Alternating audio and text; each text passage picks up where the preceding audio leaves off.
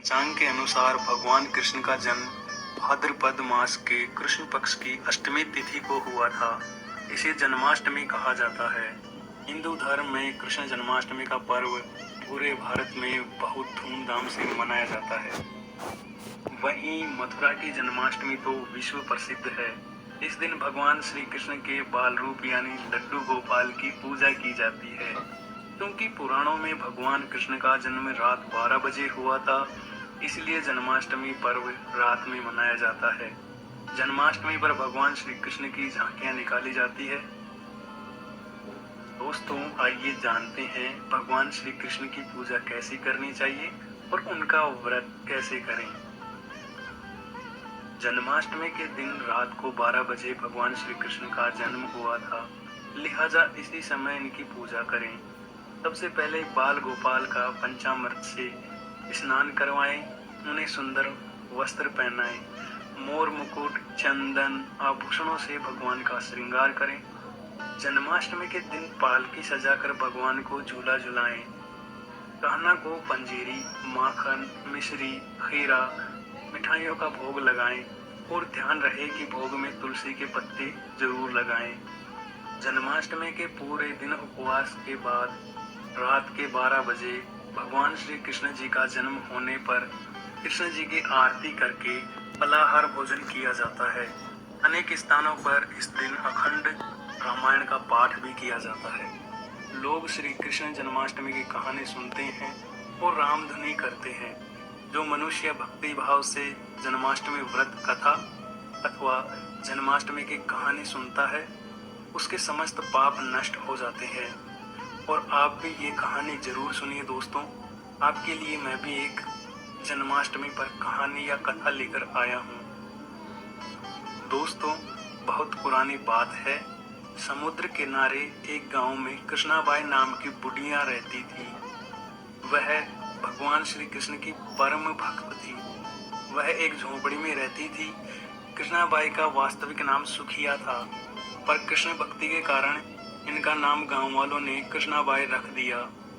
घर घर में जाकर झाड़ू, पोंछा, बर्तन और खाना बनाना ही इनका काम था।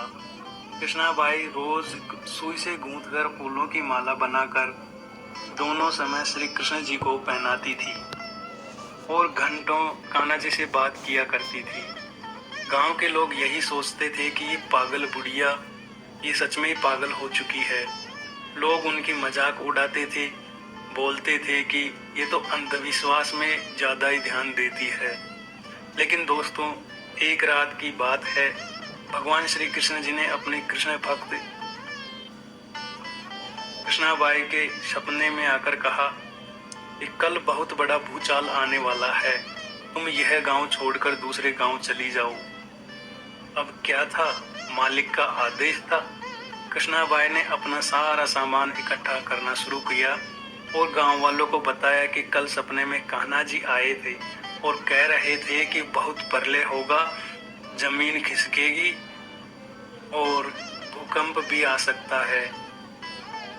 गांव छोड़कर पास के गांव में चली जा, ऐसे बोला उन्होंने। अब लोग कहाँ उस बूढ़ी पागल की बात सुनने या मानने वाले थे। जो भी इस बात को सुनता जोर जोर से ठहाके लगाता और उनकी मजाक उड़ाता। इतने में बाई ने एक बैलगाड़ी मंगाई और अपने कान्हा की मूर्ति ली, सामान की गठरी बांधकर गाड़ी में बैठ गई और लोग उनकी मूर्खता पर हंस रहे थे। कृष्णाबाई जाने लगी। अपने गांव की सीमा पार कर अगले गांव में प्रवेश करने वाली ही थी कि उसे फिर एक आकाशवाणी की आवाज सुनाई दी। उसे भगवान श्री कृष्ण की आवाज साफ साफ सुनाई दे रही थी।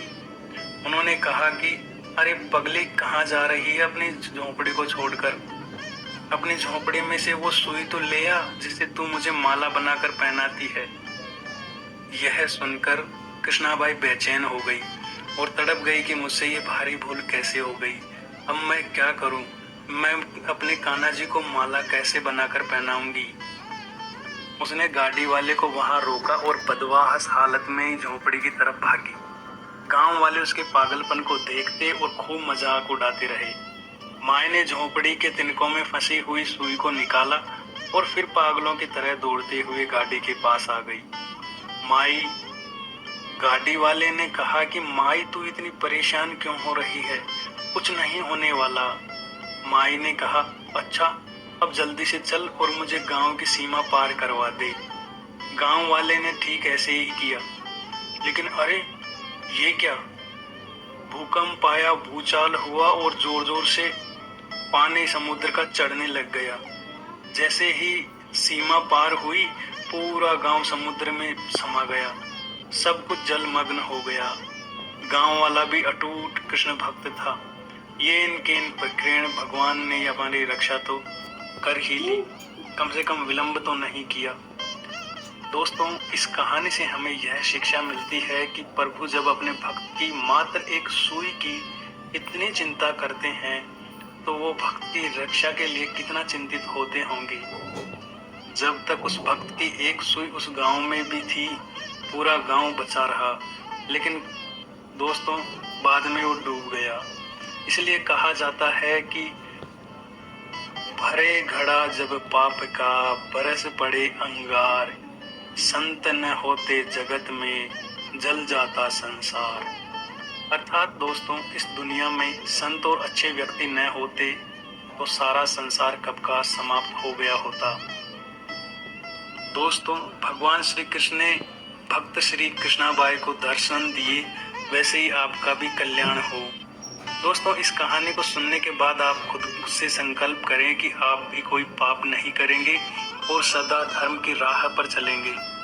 दोस्तों, आगे मैं आपको बताने वाला हूँ कि जन्माष्टमी के दिन ये काम कभी मत करना दोस्तों, वरना दोस्तों भगवान आपसे रुष्ट होकर चले जाएंगे, वापस कभी नहीं लौटेंगे।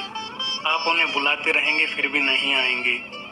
दोस्तों, जन्माष्टमी का दिन बहुत ही पवित्र और महत्वपूर्ण होता है। इस दिन भगवान हर मंदिर में जाते हैं और अपनी उपस्थिति दर्ज करवाते हैं। इसी दिन भगवान कृष्ण की पूजा अर्चना करनी चाहिए। दोस्तों, जन्माष्टमी का व्रत रखना चाहिए, लेकिन जन्माष्टमी का व्रत भी ना रख करें तो कुछ बातों का ध्यान रखें। दोस्तों, इस पवित्र दिन पर गलतियां करने से बचें। जन्माष्टमी के दिन मांस, मदिरा, प्याज, लहसुन जैसी तामसिक चीजें न खाएं और ना ही घर में लाएं। और दोस्तों, जो लोग मांस मदिरा खाकर घूमते हैं या मांस मदिरा पीकर घूमते हैं, उन लोगों से दूर रहें। दोस्तों, जन्माष्टमी के दिन पेड़ पौधों को कोई नुकसान ना पहुंचाएं, क्योंकि ये सृष्टि के सर्जनकर्ता होते हैं। वैसे तो किसी भी दिन गाय को सताना बहुत पाप देता है, लेकिन जन्माष्टमी के दिन गाय को सताया गया बहुत बड़ा महापाप माना जाता है। दोस्तों, जन्माष्टमी के दिन अगर गाय को सताते हैं या अदर दिन भी कहीं पे भी सताते हैं तो भगवान श्री कृष्ण रुष्ट हो जाते हैं, क्योंकि वो ग्वाले थे और गोपाल थे उनका नाम। दोस्तों, जन्माष्टमी की पूजा में भगवान कृष्ण को भोग में तुलसी की पत्तियां अर्पित करें, तभी भोग पूरा होगा। लेकिन जन्माष्टमी के दिन तुलसी की पत्तियां तोड़नी भी नहीं चाहिए। लेकिन दोस्तों, जन्माष्टमी के दिन तुलसी की पत्तियां तोड़ने की गलती ना करें। एक दिन पहले से ही सम्मान पूर्वक साफ हाथों से तुलसी की कुछ पत्तियां तोड़कर रख लें। दोस्तों, आपको हमारी ये जानकारी कैसी लगी?